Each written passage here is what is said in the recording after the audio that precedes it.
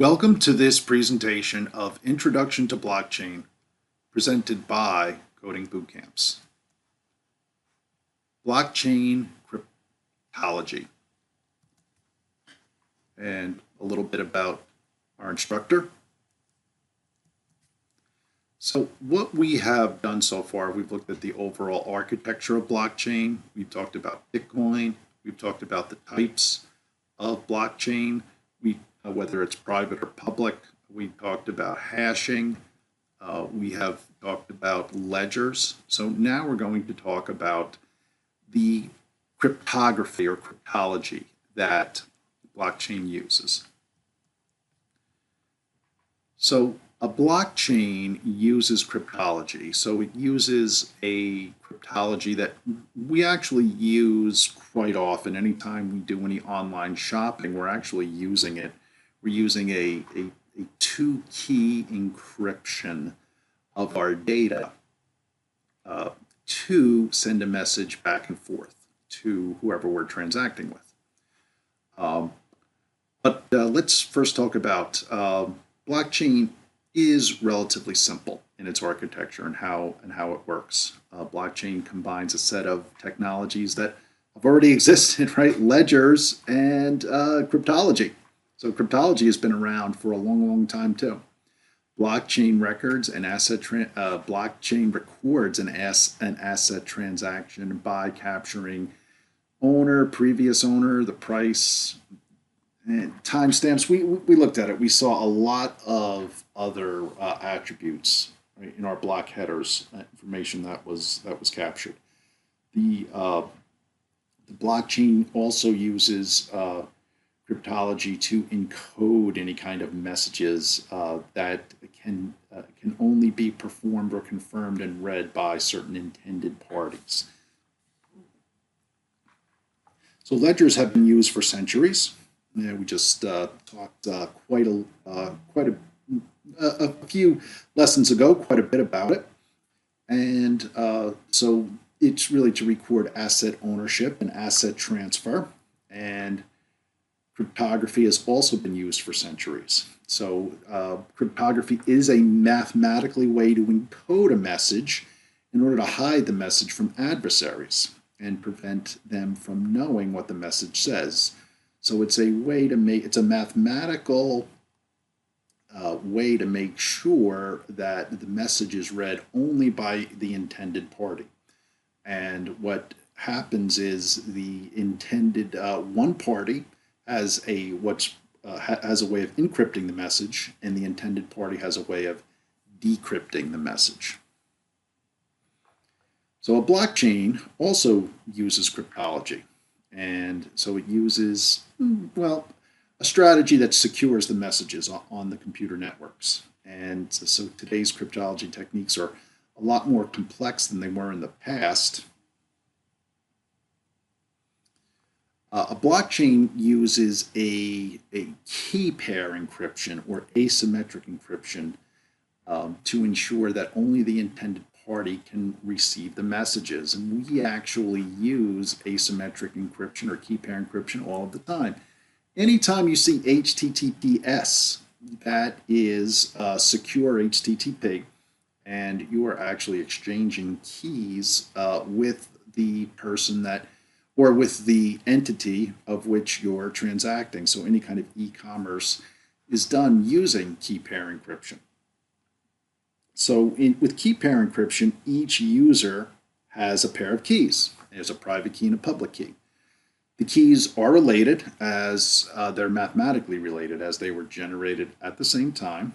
And anytime, again, you go to a secure website, you're using key pair encryption. So we had an introduction to this a little earlier. So a public key is like our address. Everybody knows our public key. So our public key can be a translator of encrypted data if we send a message. If we send a message to someone else, they can translate that encryption. The public key is known to all members of the blockchain. Private key also is a digital signature. and the receiver of a message uses his or her private key to decrypt a message. So it all depends which key is used for encryption, which will determine which key can be used for decryption. So if I am sending Joe a message, I will use Joe's public key to encrypt it, and Joe will use his private key to decrypt it. That way I know I'm sending a message to Joe, and since Joe is the only one that has his private key, I know that he is the only one that can decrypt it. So if he reads it, I know it was Joe that read it. And so a blockchain uses cryptology. Again, messages are encrypted using the cryptographic functions. So a simple encryption function we have here would be blockchain training. So this could be a message. And a very simple cryptographic function shifts the position of a letter or character to the +1. So instead of a letter, everywhere I have a letter A, if I shift the position by 1, it would be, we know A is number 1 in the alphabet. And I add 1 to number 1, it's 2. So every time I mean to say A, I really say B. So that is my mathematical mathematical cipher. And we see here blockchain training. If I want to encrypt it using this same approach here, this is what it would look like. And then since I'm the only one that knows how to decipher this, I could decipher it back to blockchain training. So presuming the message receiver has the key, so that's it. You need to have the key. And this type of approach has been used for centuries. The Roman Empire used to encrypt and decrypt their messages, just to validate that within the armies, the correct person only the intended party would be able to read the message. So again, if I wanted to encrypt the message hi, I would again take H and I, and I'd shift them 1 letter. And if I shifted H 1 position, it would be I, and if I shifted I 1 position, it would be J. So again, we see here what it would look like. So with cryptology for a blockchain, it's a little more complex. So we see here Kelly's public key is known to the community, and then Tom uses Kelly's public key to encrypt the message. So Tom writes a message here, hi Kelly, and encrypts it using Kelly's public key, which we all know, and here is the result. And the only one that should be able to decrypt it would be Kelly. So Kelly takes her private key and decrypts the message and then is able to read it exactly how it was written.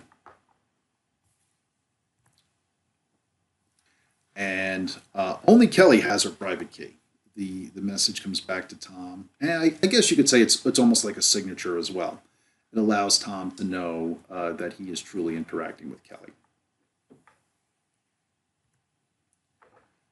And that's why we say that the private key is a digital signature. It verifies the intended person read the message and validates the message was not changed. So it is also a proof of identity. And a little bit about the terminology, right? We have our secret, or I guess you could say the message that we want only to be read by the intended party. The key is the mathematical mathematical data that codes and decodes the message.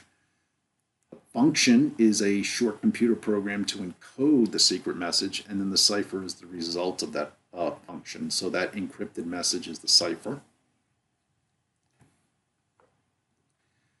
And we see our digital wallets actually use our private and public keys for us. Inside of our digital wallets, we keep our keys. And we can see here, well, this is just hidden from us here, but this would be our public key here. And then scanning this, we're able to complete. So if I scan somebody else's using my app, I would be able to get their, I would be able to use the keys to encrypt and decrypt the messages, and then we would be able to carry on the transactions. So for this exercise, go in there and decipher the secret message here. And again, the key here is the character position again, -1. See what that is. Very, it has not changed. At least the strategy has not changed. And again here, what we looked at are blockchain's use of cryptology, the single and double key based cryptology, and the operation of double key based cryptology. And we talked about some terminology. Please also take a look at the assessment.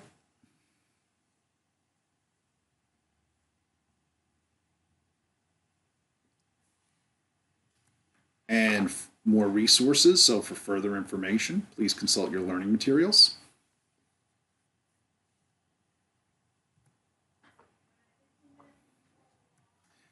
And if you need more training, please also consult your learning materials. And in our next session, we're going to discuss blockchain consensus. Thank you.